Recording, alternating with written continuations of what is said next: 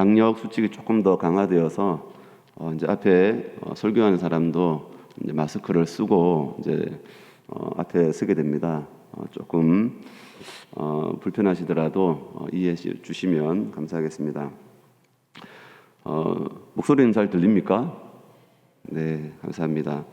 오늘 본문은 이제 드디어 10번째 재앙을 끝으로 끝나지 않을 것 같았던 바로의 속박을 벗어버리고 하나님께서 약속하신 땅, 또 자유하는 땅, 젖과 꿀이 흐르는 땅을 향해서 첫 발을 내딛는 역사적인 전환점이 시작되는 말씀이 이제 오늘 말씀부터 시작됩니다. 그만큼 10번째 재앙은 철옹성 같았던 바로의 마음, 그리고 애굽 사람들을 일순간에 무너뜨리고 완악한 그들의 마음을 무장해제시키는 강력한 영향력이 있었던 재앙임을 알 수 있었습니다. 10번째 재앙을 경험한 바로와 애굽 사람들은 하나님께서 모세에게 미리 말씀해 주신 것처럼 내가 이제 한 가지 재앙을 바로와 애굽에 내린 후에야 그가 너희를 여기서 내보내리라. 그가 너희를 내보낼 때에는 여기서 반드시 다 쫓아내리니, 이렇게 하신 말씀처럼 이스라엘 백성들을 빨리 내보내기 위해서 이스라엘 사람들을 재촉을 하게 됩니다. 오늘 본문 31절에서 33절에 보니까 이렇게 기록하고 있죠. 밤에 바로가 모세와 아론을 불러서 이르되 너희와 이스라엘 자손은 일어나 내 백성 가운데에서 떠나 너희의 말대로 가서 여호와를 섬기며 너희가 말한 대로 너희 양과 너희 소도 몰아가고 나를 위하여 축복하라 하며 애굽 사람들은 말하기를 우리가 다 죽은 자가 되도다 하고 그 백성을 재촉하여 그 땅에서 속히 내보내려 함으로. 이전에 바로의 고집스러운 모습은 온데간데 없이 완전히 바뀐 모습을 보여주고 있습니다. 이전에 모세가 요구했던 주장에 대해서 바로는 철저하게 고집을 부렸죠. 그리고 그가 고수했던 고집은 한 가지입니다. 모세는 모든 남녀노소 그리고 모든 가축들이 다 떠나야 됩니다 라고 요구했는데 바로는 오직 남자만 가서 하나님을 섬길지니라, 경배하고 올지니라 라고 그렇게 주장했습니다. 그런데 말씀해 보니까 이 바로는 완전히 그 이전에 있었던 완강했던 모습, 고집 부렸던 모습들은 전혀 보이지가 않습니다. 9장 9절 11절에 보니까 모세가 이르되 우리가 여호와 앞에 절기를 지킬 것인즉 우리가 남녀노소 양과 소를 데리고 가겠나이다. 바로가 그들에게 이르되 내가 너희와 너희의 어린 아이들을 보내면 여호와가 너희와 함께함과 같으니라. 보라, 그것이 너희에게 나쁜 것이니라. 그렇게 하지 말고 너희 장정만 가서 여호와를 섬기라. 이것이 너희가 구하는 바니라. 이에 그들이 바로 앞에서 쫓겨나니라. 분명했습니다. 이제 바로는 이 이상 더 이상 요구하면 안 된다 이거죠. 이전까지 바로의 태도는 완강했습니다. 그런데 이런 완강한 태도가 10번째 재앙을 만나면서 바뀌지 않을 것 같았던 바로의 모습이 180도 바뀌게 되죠. 바로와 애굽 사람들이 얼마나 이스라엘 백성들을 재촉했던지 이스라엘 백성들이 완전히 등에 떠밀려서 그러면서 애굽을 나오는 모습처럼 그렇게 보여줍니다. 10번째 재앙이 내린 그 밤에 이스라엘 백성들이 쫓겨나오게 되죠. 본문 41절 42절에 보니까 이렇게 얘기합니다. 430년이 끝나는 그날에 여호와의 군대가 다 애굽 땅에서 나왔은즉 이 밤은 그들을 애굽 땅에서 인도하여 내심으로 말미암아 여호와 앞에 지킬 것이니 이는 여호와의 밤이라. 이스라엘 자손이 다 대대로 지킬 것이니라. 아마도 애굽 사람들은 이스라엘과 함께 있으면 있을수록 모든 것을 다 잃을 수 있겠다라고 아마 생각했던 것 같습니다. 그리고 그 늦은 밤에 쫓아내면서 어디 한번 길바닥에서 죽어봐라 라고 하는 그런 심정도 있는지도 모르겠습니다. 어찌되었든 중요한 것은 모든 상황이 일순간에 급변하게 바뀌더라는 것입니다. 우리는 다시 한번 하나님의 방법이 느린 것 같지만 그렇지 않다는 것을 우리는 알아야 한다는 겁니다. 하나님은 우리의 예측과 다르게 때로는 안 될 것 같은 그 상황도 하나님께서 인도하시면 급변하게 바꿀 수 있다는 겁니다. 상상하지 못할 놀라운 방법으로 문제를 해결하시고 또 우리를 인도하신다는 겁니다. 그래서 하나님의 방법은 한순간에 모든 상황을 뒤집어 엎을 수 있는, 역전시킬 수 있는 하나님이라는 겁니다. 그래서 우리는 눈으로 보이는 현실에 안주하거나 때로는 눈으로 보이는 현실에 불안하게 우리가 두려워할 필요가 없다는 겁니다. 그러한 눈에 보이는 것들에 의해서 우리의 마음이 흔들리면 안 된다는 겁니다. 무엇보다 하나님의 신실하신 말씀을 삶의 좌표로, 기준으로 세워나가는 훈련으로 단련되도록 우리의 인식을 여는 것이 중요합니다. 그래서 성숙한 신앙으로 자라갈 수 있어야 되겠죠. 그렇지 않으면 항상 우리의 신앙은 제자리 걸음이 될 것입니다. 항상 우리의 상황은 우리가 원하는 대로 갑니까? 그렇지 않죠. 그래서 우리의 주어지는 상황은 늘 불안하고 우리에게 비춰지는 돌아가는 모습들은 늘 우리의 마음을 두렵게 합니다. 그런데 하나님의 말씀을 가지고 그 말씀을 붙들고 계속적으로 자신을 단련시켜 나가야 됩니다. 하나님은 우리가 이렇게 계속 다람쥐 쳇바퀴 도는 이유가 뭡니까? 하나님이 살아 계시느냐, 하나님의 말씀을 신뢰하느냐, 그 문제입니다. 그 문제에서 우리가 계속 확신을 갖지 못하니까 우리는 계속 다람쥐 쳇바퀴 돌듯이 제자리에 머물러 있는 모습을 보게 됩니다. 그런데 오늘 본문 말씀을 살펴보면 우리가 눈여겨볼 것이 두 가지가 있습니다. 첫째는 유월절이고 그리고 두 번째는 무교절입니다. 하나님은 10번째 재앙을 통해서 이스라엘 백성들을 애굽에서 쫓겨나가기 전에 두 가지 절기를 준비를 시킵니다. 바로 유월절과 무교절입니다. 오늘 본문은 특별히 유월절에 대해서 또 내일 본문에는 무교절이 또 자세하게 설명되기 때문에 오늘 우리가 본문을 살펴보면서 유교절을 중심으로 본문을 살펴보면 좋을 것 같습니다. 2절 3절에 보니까 이달을 너희에게 달의 시작 곧 해의 첫 달이 되게 하고 너희는 이스라엘 온 회중에게 말을 하여 이르라. 이달 열흘에 너희 각자가 어린 양을 잡을지니 각 가족대로 그 식구를 위하여 어린 양을 치하되. 말씀해 보니까 출애굽하는 달을 이스라엘 민족에게는 해의 첫 달이 되도록 하라라고 명령하고 있습니다. 이 해의 첫 달을 아비벌이라고 합니다. 아비벌. 그래서 이 달을 태양력으로 3월이나 4월 달로 해당되는 달입니다.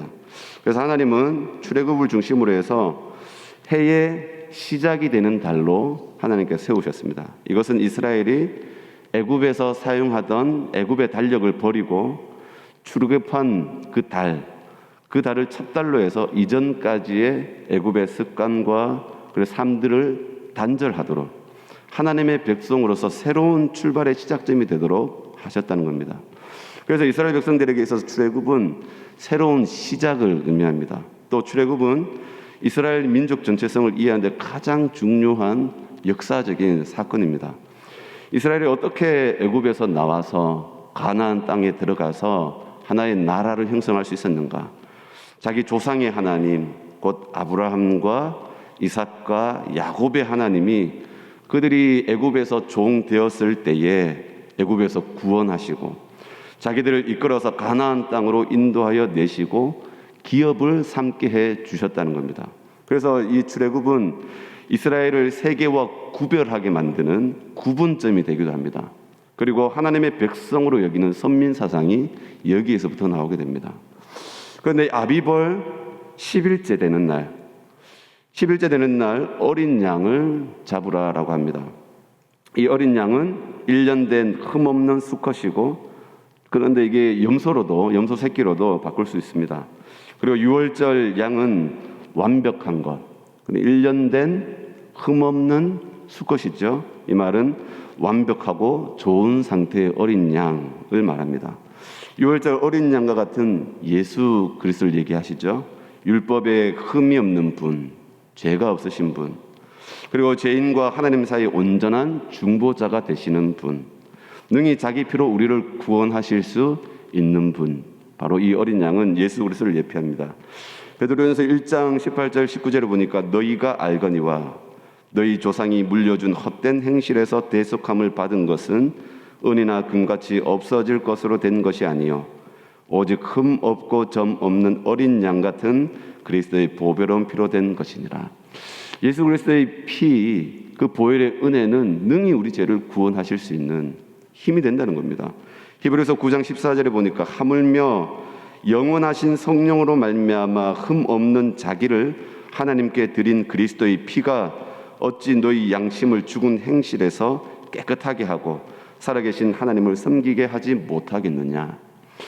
어린 양 같은 예수님이 능히 우리 죄인들을 구원하시고 또 깨끗하게 하시는 분이라는 사실을 알려주고 있습니다. 그런데 이 어린 양을 14일까지 10일째에 이 양을 잡아두었다가 14일 때까지 보관해 두죠. 그리고 나서 저녁에 가족들이 먹을 만큼의 수에 맞춰서 양을 잡게 됩니다. 만약에 가족 수가 작게 되면 이웃 사람과 함께 더불어서 함께 참여해도 됩니다. 인원수에 맞춰서 양을 잡게 됩니다. 어린 양을 잡을 때 그 피를 받아서 그리고 우슬초 묶음을 가지고 그 피를 적셔서 문, 임방, 좌우로 그렇게 해서 뿌리거나 발라서 그래서 문에다가 피를 이제 붙이게 되죠. 바르게 되죠. 여기에서 유월절의 중요한 의미가 여기에 있습니다. 13절에 보니까 내가 애굽 땅을 칠 때에 그 피가 너희가 사는 집에 있어서 너희를 위하여 표적이 될지라. 내가 피를 볼 때에 너희를 넘어가리니 재앙이 너희에게 내려 멸하지 아니하리라. 하나님께서 애굽의 모든 첫 태생들, 장자, 그 바로의 장자에서부터 맷돌질하는 여종인까지, 그리고 애굽의 모든 가축에 있는 그 모든 첫 태생들을 죽이실 때에 그때에 애굽 사람과 이스라엘 사람을 구분하는 표, 그 표가 바로 어린 양의 피라는 겁니다. 이 피가 없으면 그 집에 재앙이 임하게 되고 피가 있으면 하나님이 넘어가셔서 심판을 면하게 되는 겁니다. 그래서 유월절을 이 한자 그대로 풀어하면 넘을 유, 건널 월이죠. 그래서 한자의 뜻대로 넘어간다라는 뜻이 있습니다. 어린 양의 피가 하나님의 심판을 피하는 중요한 구분점이 되는 거죠. 이 말은 아무리 이스라엘 백성이라 해도 하나님께서 지시하신 대로 어린 양의 피로 표시하지 않으면 하나님의 심판을 받게 되는 대상이 된다는 의미가 됩니다. 어린 양의 피 뿌림이 없으면 하나님의 심판을 피할 수 없고 또 멸망하는 애굽 사람들과 함께 심판을 받게 되는 겁니다. 또 한 가지는 잡은 어린 양을 온 식구가 머리에서부터 다리 내장까지, 그러니까 머리부터 다리까지는 다 버리지 말고 다 먹는 거죠. 내장까지 모두 불에 구워 먹으라라고 합니다. 삶거나 그것을 날로 먹지 말고 꼭 불에 구워 먹도록 하셨는데, 먹을 때는 무교병과 쓴 나물과 함께 먹어야 하는데 이 무교병은 누룩이 들어가지 않은 떡을 얘기합니다. 이스라엘 백성들이 출애굽할 때 급하게 나오게 되면서 이 발효되지 않은 반죽을 그릇에 담아서 나오게 됩니다. 무교병은 이 출애굽의 긴박한 상황을 떠올리게 합니다. 그래서 이 무교병을 고난의 떡, 이렇게 그렇게 부르기도 합니다. 그리고 이 무교병을 먹을 때 쓴 나물과 함께 먹었습니다. 그래서 이 쓴 나물은 애굽에서 당한 고난을 기억하게 하는 거죠.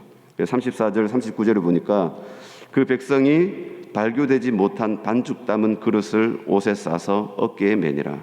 그들이 애굽으로부터 가지고 나온 발교되지 못한 반죽으로 무교병을 구웠으니 이는 그들이 애굽에서 쫓겨남으로 지체할 수 없었음이며 아무 양식도 준비하지 못하였음이었더라.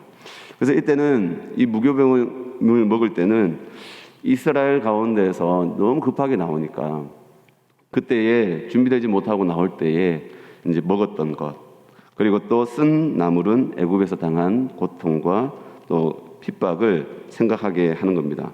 신약에 와서 바울은 누룩 없는 떡, 이 표현을 썼는데 이것을 그리스도인의 삶이 진실해야 된다, 순전합니다 라고 표현할 때 누룩 없는 떡이라고 표현을 하기도 했습니다. 어린 양을 먹을 때 또 허리에 띠를 띠고 또 신발을 신고 지팡이를 잡고 급하게 먹어라 라고 얘기합니다. 이유는 하나입니다. 언제든지 떠나라는 겁니다. 신호가 떨어지면 뭐 밤이 되든지 낮이 되든지 떠날 준비가 되어 있으라는 겁니다. 그래서 허리에 띠는 신속한 활동을 위해서 필요한 거죠. 그리고 신발과 지팡이도 먼 장거리를 위해서 필요한 겁니다. 그러니까 하나님은 전혀 생각지 못한 밤에 이스라엘 백성들을 내보낼 때에 이스라엘 백성들은 내쫓기듯이 그 밤에 나갈 수 있었다는 겁니다. 그래서 우리도 언제나 깨어 있어서 기도로 깨어 있는 그런 의미로 받아들이면 좋을 것 같습니다. 그리고 이 유월절은 해마다 지키는 규례로, 그리고 자녀가 자녀에게 이 유월절을 지키는 이유가 무엇인지 신앙의 전수를 위해서 하나님께서 이 유월절을 계속적으로 지킬 것을 말씀하고 있습니다. 그러면서 이스라엘 백성들이 한 사람도 이 유월절에서 빠지지 않도록, 왜 그럴까요? 하나님의 구원의 은혜, 예수 그리스도 예표 되시는 어린 양을 통해서 예수 그리스도를 바라보게 하시는 거죠. 그리고 또 이방인들은 참여할 수 없게 됩니다. 만약에 참여하기 위해서는 할례를 받은 후에 참여하도록 그렇게 알려주고 있습니다. 우리가 이스라엘 백성들, 이스라엘 자손들이 유월절을 지키면서 그들의 삶 속에 이 전통을 통해서 계속 지키면서 하나님께서 우리의 구원자가 되신다, 하나님께서 우리를 구원하셨다, 이 신앙의 전통을 이어나갔던 모습을 보면서 우리도 예수 그리스도의 복음, 그 복음 역사 속에서 계속 복음을 전파하고 옆 사람이 또 주위에 있는 사람들에게, 친척들에게 복음을 전하면서 이 그리스도의 생명을 늘 전할 수 있는 우리 모두가 될 수 있기를 주님의 이름으로 축원합니다. 기도하시겠습니다. 하나님 아버지, 감사합니다. 오늘 이 새벽에도 우리를 깨우시고 또 하나님 앞에 나와서 기도할 수 있도록 우리를 인도해 주심을 감사합니다. 하나님 아버지, 모든 지각에 뛰어난 하나님, 또한 그리스도 안에서 우리의 마음과 생각을 지키시는 하나님, 이 새벽에도 하나님 앞에 나와서 또 하나님 앞에 기도할 때에 우리의 마음을 살피시는 하나님께서 도우시고 은혜를 주시고 응답하여 주시기를 사모합니다. 주님, 이 새벽에도 하나님 앞에 기도할 때에 성령의 도우심 가운데에서 하나님 앞에 간구하기를 원합니다. 우리에게 성령의 충만함을 더하여 주옵소서. 또한 우리가 살아가는 삶의 자리에서도 늘 하나님 앞에 영적 예배자의 삶을 살아갈 수 있도록 도우셔서 늘 그리스도의 은혜 가운데서 충만한 삶을 살 수 있도록 인도하여 주옵소서. 이 새벽에도 우리 부산 영락교회를 위해서 기도합니다. 항상 변함없이 복음의 비전을 이루어가도록 성령께서 능력으로 역사해 주옵시고, 또한 후반기를 위해서 또 사역을 준비하시는 담임 목사님에게 성령의 충만함과 지혜와 명철을 더하여 주옵시고 영육의 강건함을 더하여 주옵소서. 이 새벽에도 성령의 도우심 가운데 기도하기를 원합니다. 감사드리오며 거룩하신 예수님의 이름으로 기도드리옵나이다. 아멘.